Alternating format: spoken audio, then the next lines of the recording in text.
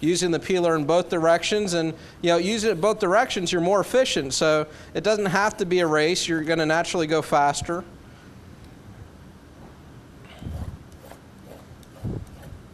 And then after we get the plastic wrap up, we'll cut off the ends. But just go ahead and peel everything here. And then I was very happy to see you all had water out, again, because we're going to peel the potatoes. And so anytime you're dealing with potatoes, the main concern you should have is how am I going to prevent them from oxidizing? And so whenever we're dealing with a potato recipe, whether it's mashed potatoes, potato pancakes, that's always a major concern.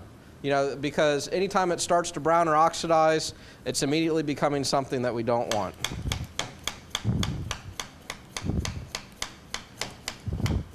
So what are we going to be cutting with the potatoes today? Tournée. So again, not a very easy cut. A lot of skill involved in it. But if you notice, I have a couple apples up here, and the apples are up here as a tool. It's a teaching tool.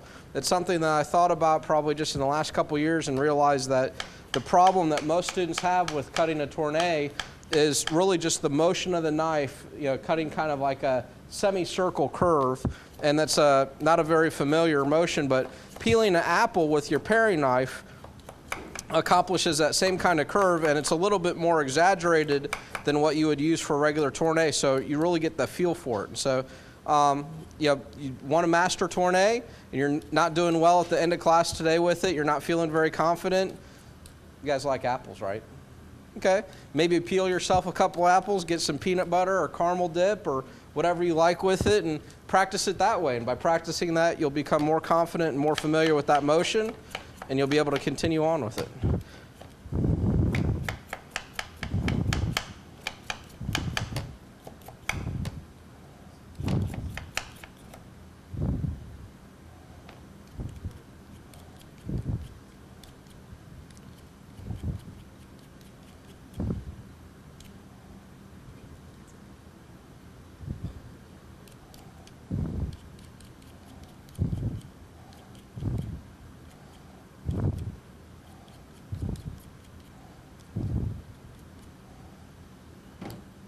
I think that'll give us enough of a start.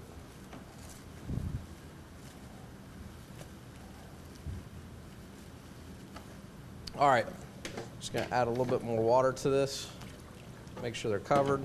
We're going to step over to this other cutting board, and we're going to talk about some of these vegetables that we're going to end up cutting today for a different preparation. So, you guys saw bell pepper last week. We're going to review that in terms of how to cut that.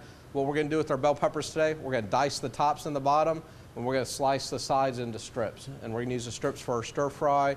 We're going to use the diced bell pepper for our rice pilaf. We have some broccoli as a part of our stir fry today. So a little bit of prep with that. These are really just some techniques that we're going to use today in our lab to produce our meal. So we're going to cover all these different products you see out here. A little bit of broccoli, a little bit of green onion. Green onion also might be written in your recipes as scallion, but we're referring to the same thing. And then last week we looked at garlic, so chopping it, maybe mashing it with some salt in order to create a paste. With the ginger, we want to use the ginger. Ginger's very woody.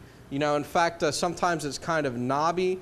It has a couple knobs on it, and it's very fibrous in the direction that it's running. Like if we had a knob running off to this side, the fiber would start to run that way, and it can be very kind of stringy.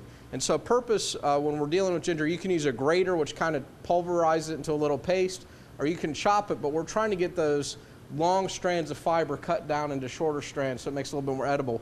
But the spoon is a really good tool for removing this coating on the outside of the ginger. And that's because we want to take it off. It could be a little bit woody or even bitter. And instead of using a paring knife and kind of cutting it and wasting a lot, you could just take a spoon, and the skin's thin enough that you could just take a spoon and scrape the skin right off. And also the spoon will allow you to, and this doesn't have a big knob on it, but you can get right into those cracks and little pieces where the knobs are and get in and out of those little crevices and do a real nice job in taking all that peel off.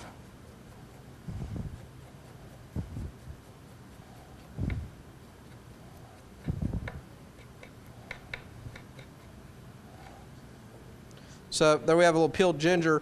Now this can be bitter, just like some of the other peelings from carrots or other vegetables, but it could also be used. I wouldn't use this exclusively in place of ginger where you're going to eat it, but if we were maybe making a soy syrup reduction where it's soy sauce and sugar and maybe some garlic and ginger, maybe some of the peelings in there will impart the ginger flavor. You don't want to use just pure peelings though, so you might even just chunk up the ginger whole, leave the peel on it. You're going to strain it out later on, so that would be appropriate in that sense.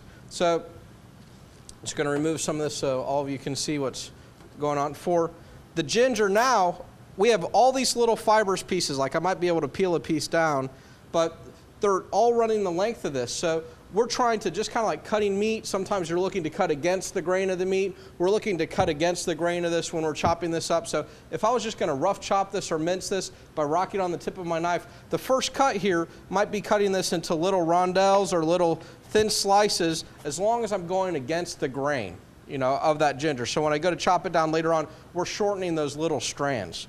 The other option here might be to take a couple slices first, lengthwise.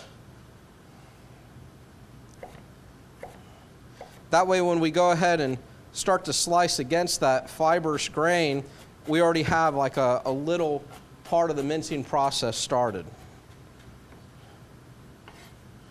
So pull it all together, just like we chopped the parsley last week, rocking it on the tip of the knife, and here I turned it where the knife's parallel to my body. So as I'm chopping, I'm just gently coaxing it away from me, and it's naturally going to kind of, as I push away, go through the product as I'm chopping it.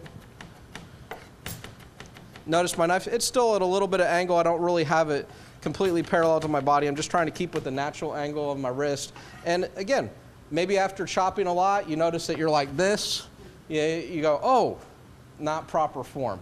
Cause a lot of fatigue in my back and maybe hurt my wrist as well. So you just try to square yourself back up with it.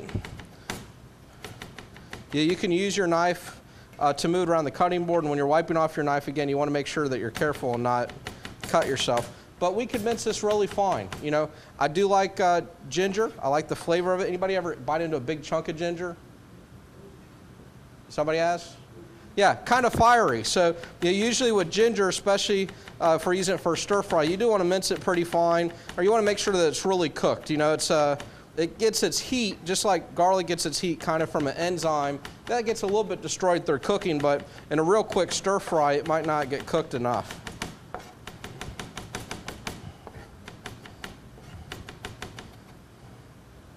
So that's it, just some real nicely minced ginger. So that's ready for a stir fry or any other preparations that we are going to make with it. Has anybody browned garlic before?